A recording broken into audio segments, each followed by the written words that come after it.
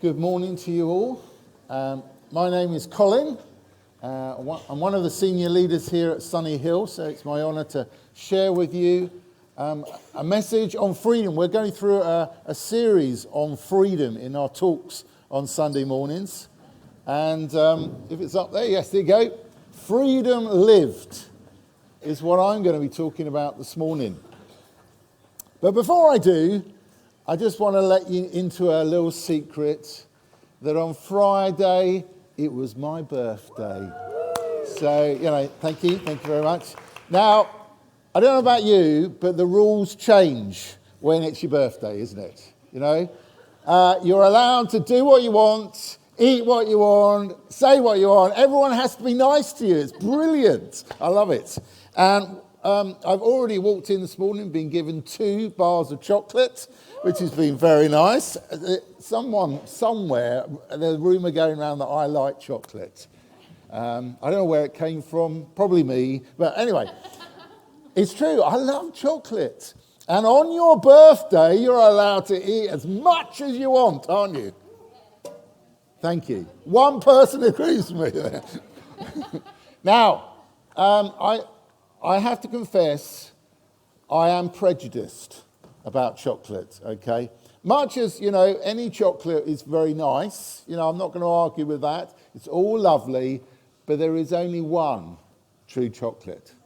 The real stuff. What am I talking about? Cadbury. Exactly, Cadbury's chocolate. Thank you, Parapause there. That is the only real chocolate. All the rest are just sort of nice. Okay, but they're not the real deal, all right? And so I thought we'd get a few people up here, as I've had so much chocolate. Could I have a couple of volunteers? Oh, Beth wants to be a volunteer. Would you like to be a volunteer? Come on then, there we go. No, you can't have it. No. Let's have one of you guys at the front here. Would someone like to come up? Yep, come on then. Tia's going to come up. Okay, it's all girls. Okay, all right, okay. No, the boys rush to the front, I noticed that. Okay, so now I've got some chocolate in this box, in this little tub, and you're going to have to close your eyes. I have washed my hands, just to let you know, hygiene and all that. I'm going to pop one into your mouth with your eyes closed. You're going to be given time to think about it and enjoy it, and then I'm going to ask you a very important question at the end, okay? So eyes closed, everyone. Okay, here we go. There's 1. There's 2. There's 3. Pop it in. Okay, great. Okay, so 3 little chunks of chocolate. Now, don't worry, none of them are, tampered with. None of them are. I have had things like, I don't know if, has anyone ever tried Marmite chocolate? It's actually, I thought it would be horrible. Actually, I quite enjoyed it when I ate it. It's weird, but anyway. But none of these are Marmite chocolate. They are real McCoy chocolate. Right, okay. Question. Do you think that's the real chocolate? No. That's not Cadbury's. Sure she knows it's not Cadbury's. Okay. That's not Cadbury's. Why don't you think those are Cadbury's? Yeah, mine tasted like Advent calendar chocolate. Advent calendar chocolate. Okay, all right. And Tia, what do you think yours was real Cadbury's? Yeah. Why do you think it was real Cadbury's? It tasted nice. Because it tasted nice. Thank you very much. Thank you. They are absolutely right. They could tell the difference between real chocolate and not real chocolate. I don't know about you, but in our life, we have choices about how to live this life that we've been given. And we're going through a series on freedom, but do we really know what a free life is all about? What is it like to live in a free way? That question has been asked through the centuries. And I like history, so I do delve a bit into history, and forgive me if this sounds like a history lesson at times, but freedom, or at least the idea of a free society, a democratic society as we call in the West, came about in ancient Greece, about 500 years before Christ. The Greeks decided that they were going to become a republic, and they were not going to have a king. And it was a bit of an experiment, and they introduced this whole concept of you don't need a king. Before then, you always had a king or lord of the land, and they basically owned everything. They owned all the land, all the produce. They even owned the people. Their law ruled, okay? Their word was law. And everyone was subjugated under the lord or the king of the land. Well, through the nations, just to speed things up, lots of different, throughout centuries, the nations experimented with this idea of freedom. Would they have a king or wouldn't they have a king? We in the United Kingdom, this is taking you back to your history lessons now, we had a civil war over who was going to be in charge, the people or the king. And eventually they got rid of King Charles and started a republic here in the United Kingdom. Did you know that? You know, if you don't, yes, one person did. Well done. It worked for a while, but eventually they actually sort of worked out that a compromise would be a better way to go forward. And so here in the UK, we have a semi-free society in that there is a king. They invited King Charles's son back into the country after going into exile and said, would you be our figurehead, as it were? But we, the people, will govern. But it's really quite useful to have a figurehead king. So it's sort of developed into the modern way we see monarchy today in the United Kingdom. You might disagree with it or you might agree with it. But that's the reality we live in. We are in a semi-free society in some ways. The Americans, they chose to get rid of the British monarchy completely. Independence Day and all of that. And they enshrined in their concepts of what freedom was in the amendments, the rules of regulations. The First Amendment talks about guarantees freedoms of concerning religion, expression, assembly, and even the right to complain to government. So we have these two styles of what a free society is. The British basically carried on and conquered a third of the world. The British Empire, all over the globe, seeding their concept, their culture of freedom and how you should live. The Americans now are the dominant force in the world, and their culture of freedom is beamed out to the globe through Hollywood and CNN. And so this concept of freedom, there's a little bit of a difference in the way we see things, but essentially it's a lot to do with freedom of religion, freedom of expression, freedom of assembly, and the right to complain to government. But what is freedom? How would you define freedom? There's a chap called Emilio, I don't know if I'm going to pronounce this right, to Zapata, Salazar. Have we got a picture of him? There he is. Okay. He was in the Mexican Revolution of 1910, and he's famously quoted to say this: I'd rather die on my feet than live on my knees. Now, what did he mean by that? Well, essentially, he's saying, look, I'd rather die fighting for my freedom. I don't want to be oppressed. I don't want anyone to tell me what to do. I want to believe what I want to believe. I want to do what I want to do, and that's it. And I don't want to bow the knee to anybody. So I don't know if this is true for you, but I think a lot of our concepts of freedom have a lot to do with, I want to do what I want to do. I want to be able to believe what I want, say what I want, and do what I want. That is our concept of freedom in our society today. It's actually enshrined in laws. We have the Freedom of Speech Act, where we're allowed to speak our minds. We're allowed to come up with new ideas about how to live. We're allowed to challenge our national leaders and criticize them openly without fear of imprisonment or punishment. You only need to look at an alternative nation today, perhaps Russia would be an example, where if opposition arises, it's completely stamped out, isn't it? We have a society that allows us to speak our minds, to say it like it is, to be the real you. That's quite a big quote for us. Are you being the real you? Jonathan, if you'd like to move that on. Be the real you. That seems to be a little bit of a quote that's bandied around. But what do we mean that? I mean, is that just the cultural justification of do whatever you want, good or bad? Or does it mean something else? I don't know about you, but I get a little bit confused when I try to be the real me. Because you might acknowledge this yourself, that there are many sides to my personality. At least there's at least a couple of sides. I mean, when it comes to my birthday, want to be good and not eat too much chocolate, because there's a consequence, isn't there, to eating too much chocolate. But my wilder side on my birthday is a loud free rein, and I suffer the consequences later. Okay?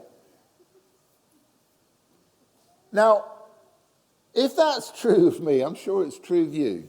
We have more than one side to our personality. So trying to work out what the real you is can sometimes be a little bit confusing. Which side of our personality are we going to have free rein? Are we going to let the more noble, rule keeper type side? Or are we going to let our free-spirited side, our creative side maybe, our wilder side have free rein? How we make those choices are often influenced by the people around us. Our families might have expectations. Your friends definitely will have expectations of you. In school there's sometimes gangs that hang out together. They have an expectation of how your behavior should follow the trends of the group. Everything we do and choose in terms of our personalities and what we let have free rein will affect the people around us, and they will affect us. And if we make bad choices, because let's face it, the more choices we have, the less likely we are to make good choices. At least I found that anyway, particularly with television programs and millions of channels on TV these days that you can choose from, and you're bound to choose something that's completely rubbish and boring and horrible. It takes a lot of effort to choose a good program when there's 100 different channels to choose from. But ultimately speaking, we make choices in our lives based on which of these sides of our personalities will have the day. And sometimes we don't get it right. Sometimes we upset people by the choices that we make. But at least we can just say, oh yeah, but I'm just being me, Yeah, I know I did something wrong there, but I'm just trying to express myself. This is who the real me is. You just have to accept me for it. It's almost like we have a get out of jail free card for saying anything unkind to someone or being cruel to someone or just choosing something unhealthy for ourselves, which everyone can see is obviously not helpful, but we say, yeah, but that's just me being me. Our mantra is, you be you as long as you don't hurt anyone else. I've heard that statement so many times in my life. But I think it's a really quite naive statement. Because so many times the choices that I make in my life end up hurting somebody or even hurting myself. I'm just trying to be me, but I keep getting it wrong somewhere along the line. The Apostle Poole, he wrote about this in the Bible, and we're going to read some of his statements. In Galatians 5, we can read this. Christian brother, you are chosen to be free. Be careful that you do not please your old selves by sinning because you are free. Live this free life by loving and helping others.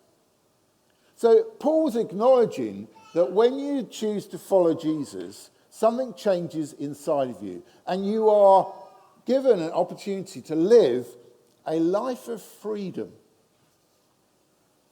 But somewhere along the line, inside of us, is something going on that draws us back to our old habits, our old ways of dealing with things. He goes on in verse 16 to say this. So I say, let the Holy Spirit guide your lives. Then you won't be doing what your sinful nature craves. The sinful nature wants to do evil, which is just the opposite of what the Spirit wants. And the Spirit gives us desires that are the opposite of what the sinful nature desires. These two forces are constantly fighting each other. Paul believed there was an internal struggle going on, a fight going on between our natures. Something within us was struggling over our desires. Which desire would we choose to fulfill? Now, he's not the first person to come up with that concept. We only have to look back at the ancient Greeks, 500 BC, when they were exploring the whole idea of freedom. And Plato, the great philosopher, actually compared mankind to people like chariot drivers. And he said it's like being a chariot driver that has two horses. And one horse is noble and follows the rules and is all about just behavior and just living. And the other horse is wilder and more passionate and actually quite a dangerous influence on a lot of our choices. And when we're trying to struggle to pull these horses into line with each other, Jewish teachers of biblical times, the rabbis, they also taught about two souls within. And maybe this is where Paul got the concept from. They believed that there were two souls within waging war in our minds.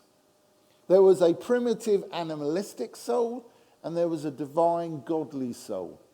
And you had to choose which of those impulses you were going to follow, which of the souls you were going to give rein to. But even today, I believe that evolutionists would say the same thing. They would say that, yeah, men and women are influenced by our animal instincts. And sometimes that's in competition with our more civilized desires. I think it's a universal accepted thing in mankind, whether, across ethnic and religious divides and generational divides, we all struggle internally with doing the right thing. We all struggle with which side of our personalities we are going to let go of and let have reign in our lives.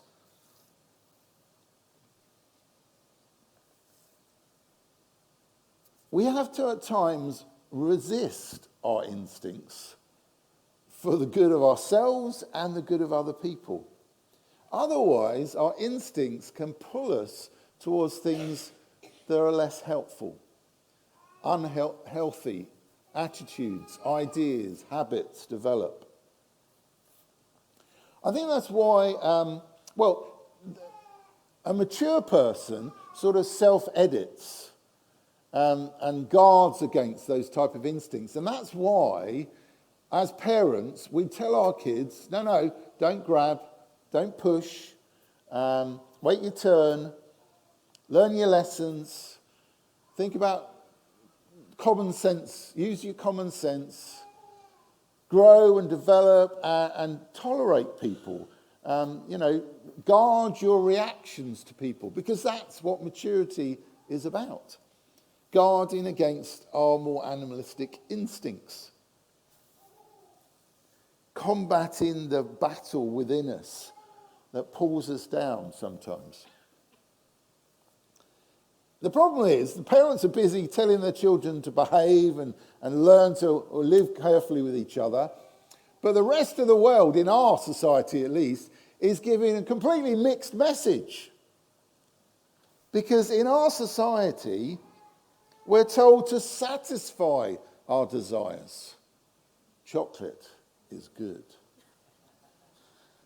And I desire chocolate. And if I eat chocolate, wow, it's good. It really is good, particularly if it's Cadbury's. We have a society run by commercialism quite a lot. If you want it, grab it. If you want it, get it.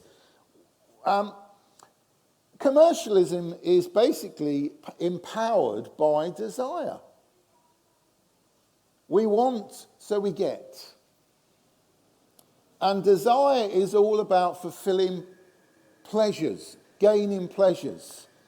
Reach out and grab it because you want it and it will give you pleasure, so go for it.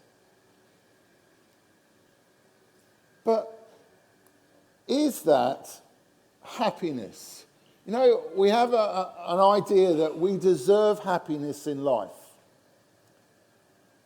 But there's somewhere along the line, things have got a little bit mixed up. Pleasure and happiness are not actually the same thing. It seems that they are, because pleasure makes us feel good. And it makes sense that they would go together. But I'm told by scientists, and any medical people might be able to correct me if I'm wrong, but pleasure triggers a chemical in our minds called dopamine. And dopamine basically just gives us a quick high. It makes us feel good. We feel good when we eat chocolate, or at least I do, okay? And that's fulfilling a pleasurable desire. But it's only temporary. Within a short space of time, I really fancy another bit of chocolate. And so I go and have another bit of chocolate. And then after a while, one more would be really nice because I've lost that hit, that temporary high in my head. Happiness, I'm told, releases a different chemical in our brain called serotonin. And that has a much more relaxing reaction. We start to feel more content, more fulfilled, more calm or more satisfied because we're happy. But pleasure actually empowers us to go after more things. Because when that high drifts away, we want something to replace it. We want to feel good again. It's only temporary. Happiness lasts a lot longer. We spend a lot of time chasing after the next pleasurable hit. But is that really the right way? Pleasure is all about want. Happiness is freedom from want. I'll repeat that. Pleasure is all about want. Happiness is freedom from want. Now, logically, we should be disciplining ourselves, disciplining our desires, cultivating an attitude that curbs their power over us, so that we have the ability to reach out for the better, the more divine things, the more civilized things, the more noble things in life. But we don't. And it's not really surprising, is it? I mean, we're bombarded by messages in our culture that says absolutely the opposite thing.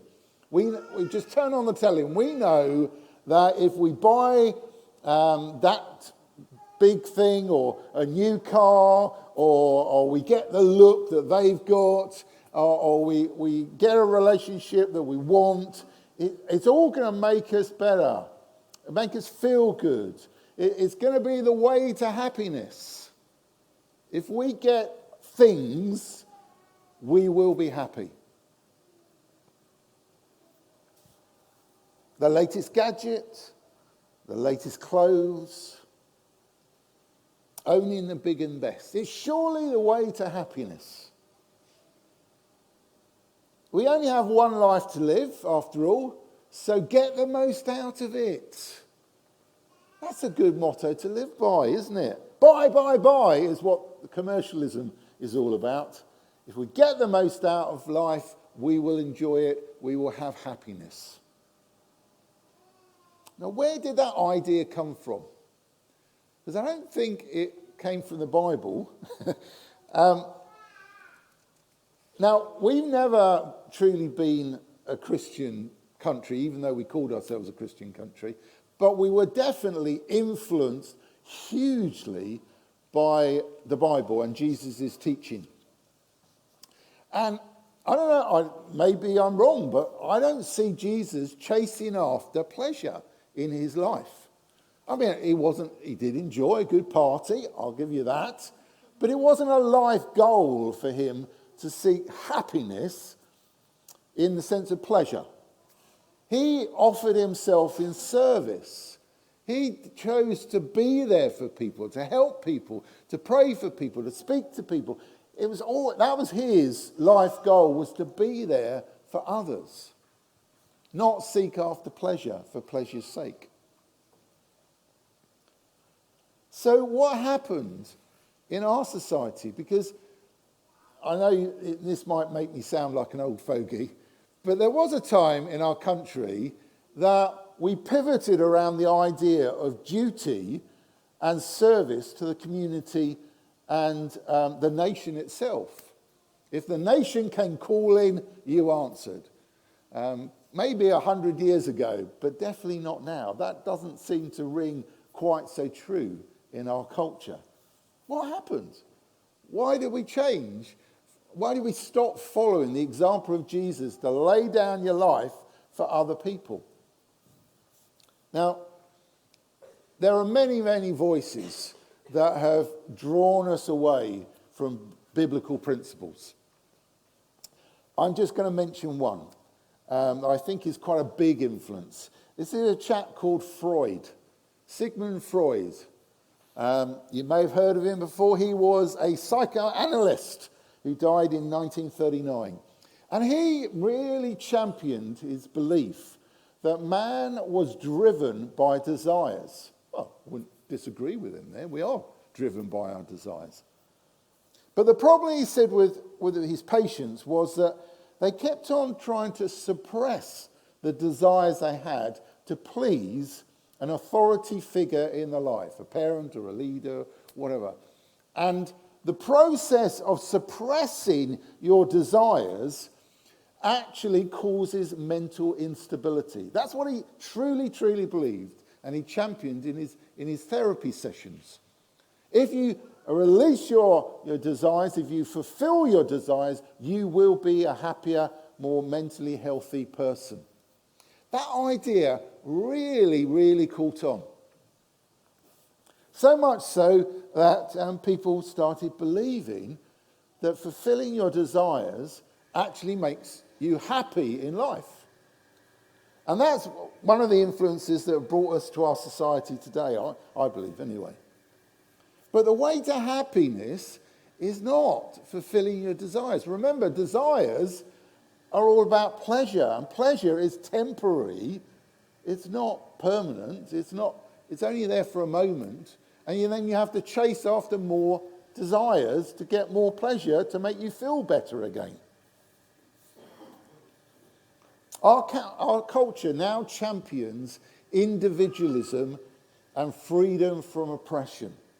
Anything or anyone that stops you getting what you want must be wrong.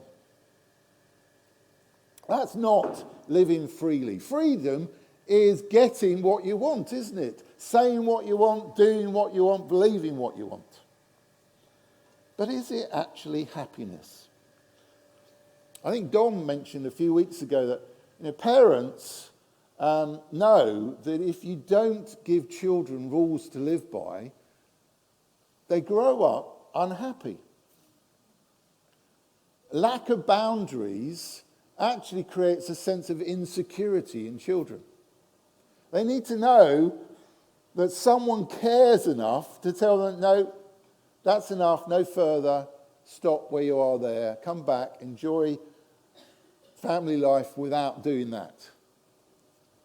It gives them a sense of boundaries. It gives them a sense of identity. It gives them a real sense of security. But that seems like a paradox, doesn't it? Surely choice and doing what you want gives you happiness. That would make sense. Every child knows that if I do what I want, I am going to be happy. Well, for a little while, because you're gaining pleasure, not actual real happiness. Happiness needs boundaries. Otherwise, it's just pleasure. We're all crying out for something within us. That's true. We want to achieve happiness. But pleasure is not the way to go. But why are we crying out for that? Why? It sounds ridiculous that discipline and rule keeping is actually the better option. Genesis 1. We'll go right back to the beginning. Genesis 1 says this. God said, let us make mankind in our image. Now, why did he make mankind in his image? Well, because he wanted to relate to mankind. He wanted us to be able to relate to him, to understand how he thinks, connect, reflect his nature in the world and reflect his desires in the world that he created. We have been made to think good thoughts. We have been made to do good things. Whether we do that or not is a different question, but that's how we were designed. And in a way, Paul echoes that in a letter to the Philippians, chapter 4. It says this. Whatever is true, whatever is noble, whatever is right, whatever is pure, whatever is lovely, whatever is admirable, if anything is excellent or praiseworthy, think about such things. Now, why did Paul have to encourage the early Christians to focus on the good and to train or help their minds think in good ways, good thinking? Well, I think it's basically because we tend to not. Normally, we don't think good thoughts. We tend to think about selfish, self-fulfilling desires. We want our desires fulfilled, but that's rather self-centered in our approach. Good things tend to be about helping other people, creating a better environment around us, doing the right thing for others. But we drift back into fulfilling those self-centered desires too often. We want to get back at the people that hurt us. We don't like it when someone challenges our behavior. We don't like it if they stop us doing the thing that we want to do. Because it's right. It's our right to do what we want to do. We have a life goal to be happy, and you're stopping me from being happy. I don't think it comes easily for us to think in a Christ-like manner. And Paul seems to be suggesting that. He goes on in Romans 12. He says this. Don't copy the behavior and customs of this world, but let God transform you into a new person by changing the way you think. Then you will learn to know God's will for you, which is good and pleasing and perfect. Now that sounds like freedom living to me. I don't know about you. Not sure yet? Let me give you an illustration. Hang on. Where's Sim? Is Sim here somewhere? He's gone. Okay. Do you think he'll mind if I borrow his guitar? Actually, I did ask him beforehand. So here we go. This is a musical instrument called a guitar. Have you seen one of these before? Yes. Okay, good. Brilliant. We're on the same page. Now, guitars are designed by people who want to make music, don't they? And I am free now to do whatever I want with this because Sim earlier gave me permission. So I can play this any way I want, can't I? If I want to throw it on the ground, then that's all right because he gave me permission. No one's agreeing with me. Oh, all right, okay. Now, honestly, there are sensible things to do with the guitar and unsensible things to do. And one of them is that you put it on over your shoulders like this with a strap, isn't it? Oh, and I've just broken the strap. Oh, no. No, I'll put it back. Now, there are right ways and wrong ways to play a guitar. I am free to decide how I play this guitar. If I want to play it this way, I can do that, can't I? I'm not going to make very good music, but I am free to do it. It's my right. And I'm going to do it like that. Now, guitars are designed to be played in certain ways, aren't they? Ooh, hang on. I'm going to trap myself doing this now. Let me get this off.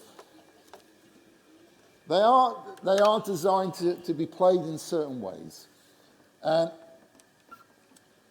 even though I might get the concept, the principle of playing my guitar in the right way, that doesn't mean I'm going to make good music. So,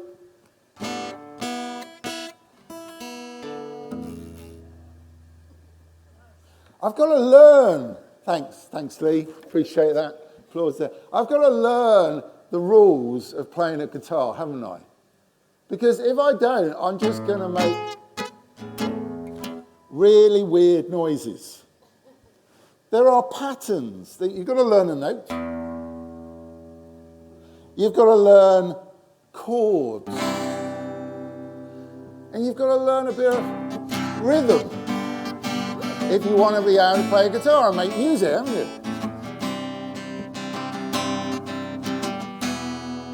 Thank you. Thank you very much. I'm here all week. Thank you. Guitar playing is a skill you learn, but you learn by following the rules. You learn by following the principles of how to do it. Otherwise, you can't make beautiful music.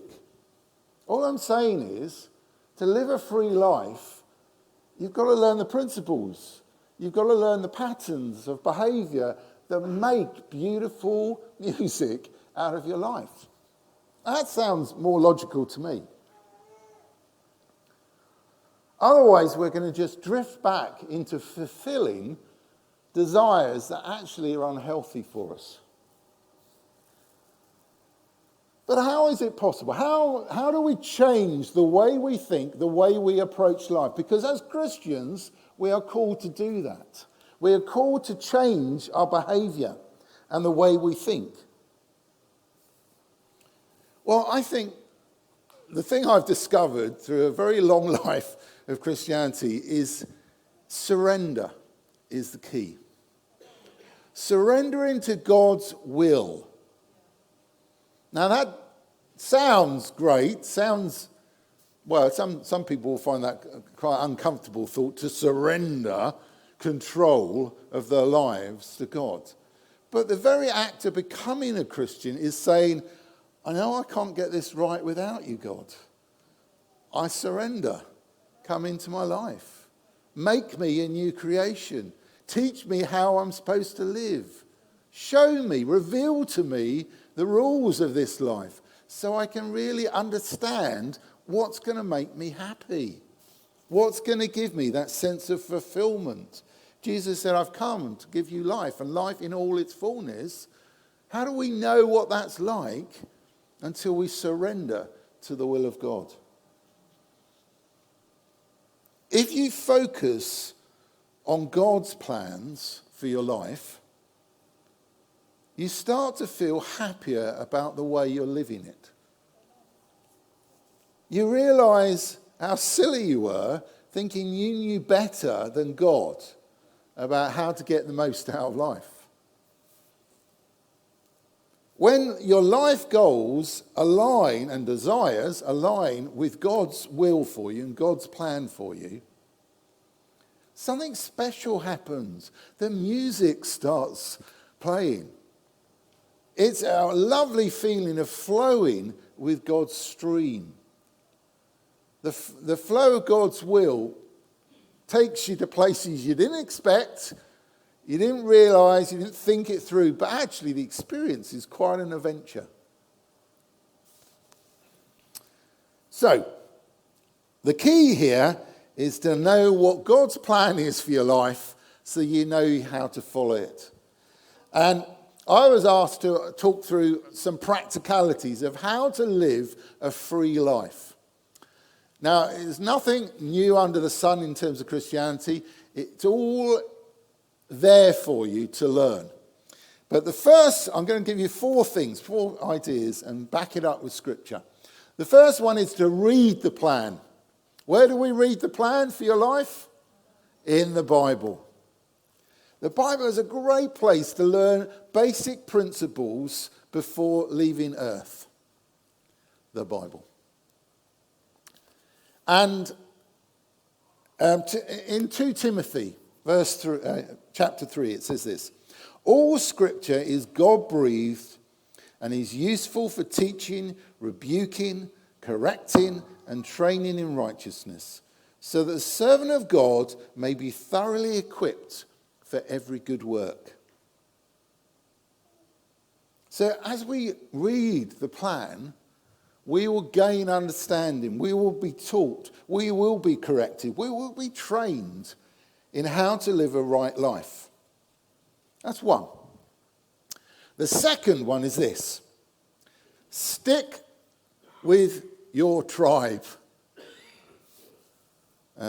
Joe came up with this, if you want to. It was a bit trendy for me. I was just saying, hang out with other Christians. But she said, no, stick with your tribe, man. So, okay, fine, that's my wife. Okay. Anyway, Hebrews 10 says this: let us think about each other and help each other to show love and do good deeds. You should not stay away from the church meetings as some are doing, but you should meet together and encourage each other. So well done for turning up here this morning. You have encouraged me, if no one else. Because if you weren't here, it would be really weird talking to empty seats, okay? So thank you for encouraging me. We need to hang out with other Christians, basically because we can learn so much from each other. We can hear different perspectives and ideas and think, oh, I never thought of it like that. Okay, I'll think that through. Hang on, let me check. What does the Bible say? Okay, apply both ways, and then you can judge whether this is God's plan for you in life. Thirdly, Direct Line. It's an insurance company that I use to insure my car, but it is also an idea about connecting to God directly. I gain a sense of satisfaction knowing my car's insured, yes. But connecting with God personally, directly, not going through other people, but you and God chatting things through. There's nothing better than that. You get a direct experience of his presence in your life. And he can talk to you, he can encourage you, he can put thoughts in your mind, he can remind you of things you've learnt. Just spend some time hanging out with Almighty God, and he will help you to find out what he wants for your life. Direct Line. And lastly, the fourth one is this: Spirit-led. Spirit-led, I'm going to use a passage from John 16, where Jesus actually talked about the Holy Spirit. And he said this: when the Spirit comes, who reveals the truth about God, he will lead you into all truth. He will not speak on his own authority, but he will speak of what he hears and will tell you of things to come. Ooh, things to come. Sounds like there are plans for us. And the Spirit will lead us into them if we allow the Spirit to lead us in this adventure called faith. Now, it's not easy. No one's saying it's easy to live a life of freedom as a Christian. There is a delicate balance between our own plans and our own desires being surrendered to the will of God. Now, it's not all about relinquishing all desires or all goals. It's about finding a partnership where the Spirit's leading. It's about having a life that has the sense of a need for guidance in the practicalities of life so that we can stay in the framework that God has laid down. And as long as we stay within the boundaries, we gain a sense of security. We feel better about ourselves. We fulfill the right things. We react to other people in the right way. Genuine happiness, rather than just seeking pleasure, occurs. Play the game the way it's meant to be played. Sports have rules. The reason that sports have rules is if everyone ditches the rules, it's a complete mess. And no one actually wins because everyone's doing their own thing. What's the point of calling it a sport? But if you stay within the rules of the sport, it's quite an enjoyable experience. You can have fun. Don't ditch the rules. Live a life of freedom by following God's rules, the way He set them down. Read the Bible. Hang out with other Christians. Chat things through with God. And let the Spirit lead you in the direction you should go. Not because someone like me is telling you to do this, but because it makes sense to do this. And you might be someone like me that struggles with certain desires. I mean, I eat far too much chocolate. I accept that. And I have to fight some of my desires. You might have desires that you have to fight too. And just say, no, this is not a healthy way of living. I don't need to say that about that person. I don't need to get involved in that activity. I don't need to, whatever. That might be you this morning. And if you want to be real with God and have a really happy life, surrender that to God.